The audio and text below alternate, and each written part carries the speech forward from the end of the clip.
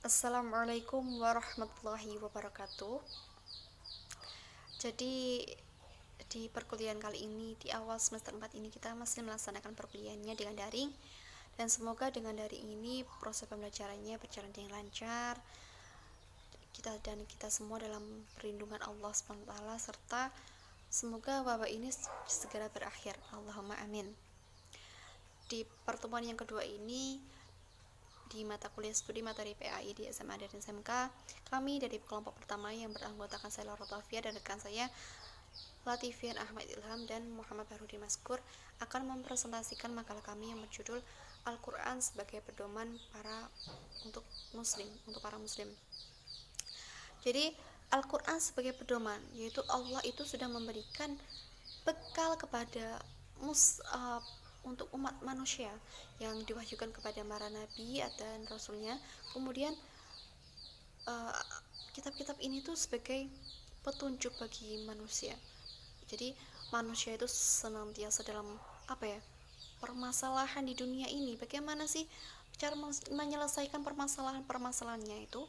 Jadi Allah itu memberikan pedoman sebagai bentuknya itu Al-Quran ini.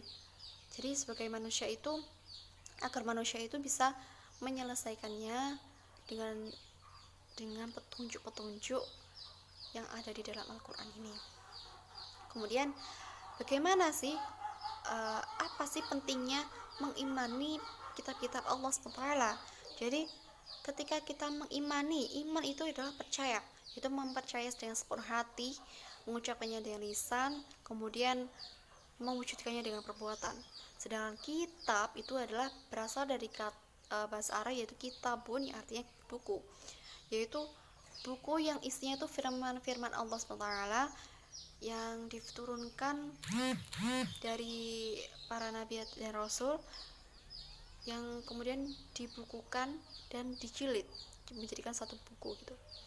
Nah, jadi beriman kepada kitab Allah yaitu mempercayai dengan sepenuh hati, kemudian mengucapkannya dengan lisan bahwasanya Allah itu menurunkan kitab ini melalui para nabi dan rasulnya, yang kemudian sebagai pedoman bagi umat Islam di dunia ini, dan mewujudkannya dengan perbuatan.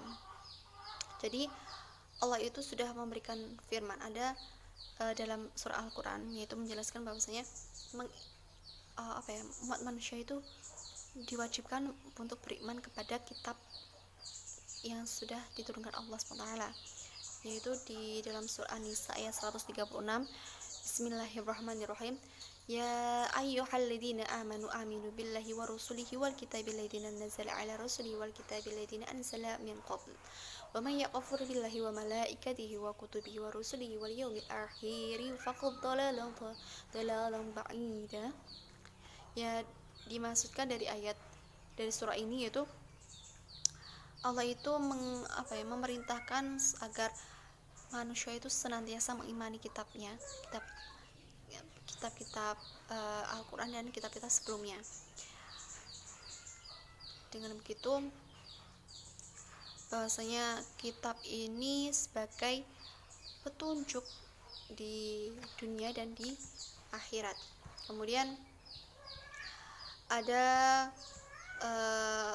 dijelaskan di dalam Al-Quran, yaitu Al-Quran itu sebagai penyempurna kitab-kitab sebelumnya, yaitu dalam surah Al-Furqan ayat 1, yaitu Bismillahirrahmanirrahim. Tabarakalladzi nazzalal furqana ala abdihi liyakuna nadhira lil alamin. Jadi di sini ada kata-kata furqan, yaitu pembeda, ya kan? Pembeda di sini Allah itu memberikan petunjuk.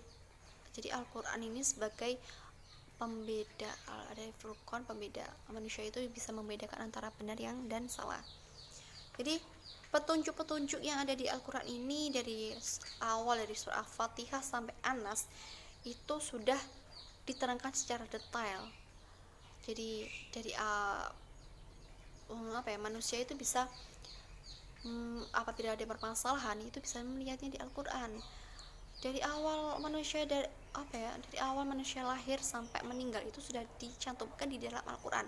Contohnya, manusia apa ya, contohnya anak dari manusia belum lahir, anak dalam kandungan itu berupa janin, bagaimana janinnya itu sehat dan nyaman, itu sudah dijelaskan bagaimana caranya di dalam surah Al-A'raf ayat 189. Kemudian anaknya lahir, bagaimana agar cara seorang ayah dan ibu itu biar tidak gelisah, bagaimana anaknya nanti bisa menyusui, cara menyusui itu sudah dijelaskan dalam surah Al-Baqarah ayat 233. Kemudian anak yang semakin berkembang, bagaimana mereka dapat taat kepada Allah SWT dan orang tuanya, kemudian dijelaskan dalam surah Luqman ayat 113 sampai 19. Jadi semuanya itu sudah dijelaskan dalam Al-Quran.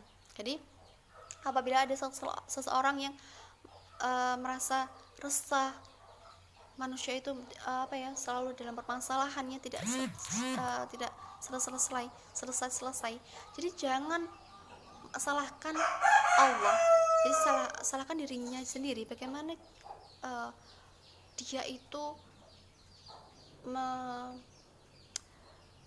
manusia itu merasa tapi bagaimana manusia itu memahami isi Al-Qur'annya. Mungkin mereka kurang membaca Al-Quran dan sebagainya. Assalamualaikum warahmatullahi wabarakatuh. Perkenalkan, nama saya Latifian Ahmad Ilham dari kelas PIL. Nomor induk mahasiswa adalah 011 90393. Baiklah, langsung saja. Di sini saya akan melanjutkan pembahasan materi dari teman saya. Selanjutnya adalah perbedaan kitab dengan suhuf. Jadi langsung saja, saya di sini akan menjelaskan secara garis besarnya saja antara perbedaan kitab dengan suhuf.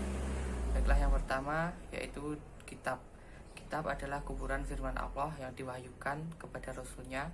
Wahyu itu dicatat dalam lembaran-lembaran kertas, kulit unta, daun dan sebagainya. Bagian-bagian firman Allah Subhanahu wa Ta'ala tersebut kemudian disatukan menjadi semacam buku besar yang disusun secara sistematis sesuai petunjuk Rasul itu sendiri. Kumpulan lembaran-lembaran yang sudah berbentuk buku itulah yang lazimnya disebut dengan kitab. Baiklah, yang kedua adalah suhuf. Jadi suhuf ini adalah firman Allah Subhanahu wa Ta'ala yang diwahyukan kepada Rasulnya yang masih tercecer berupa lembaran-lembaran yang ditulis di atas daun atau pelepah kurma, kulit unta dan lain untuk disampaikan kepada umatnya.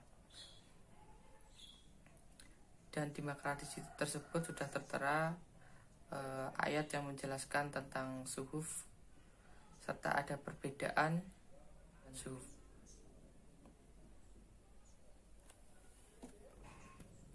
Langsung saja saya akan menjelaskan perbedaan antara kitab dan suhuf. Yang pertama, suhuf adalah firman Allah kepada Nabi dan Rasul yang masih berupa lembaran atau berupa tulisan-tulisan yang tercecer di atas daun atau pelepah kurma atau masih tertulis di atas kulit unta. Sedangkan kitab adalah firman Allah yang diwahyukan kepada Rasul yang sudah disatukan atau dijilid menjadi satu mushaf. Yang kedua, isi kitab lebih lengkap daripada suhuf.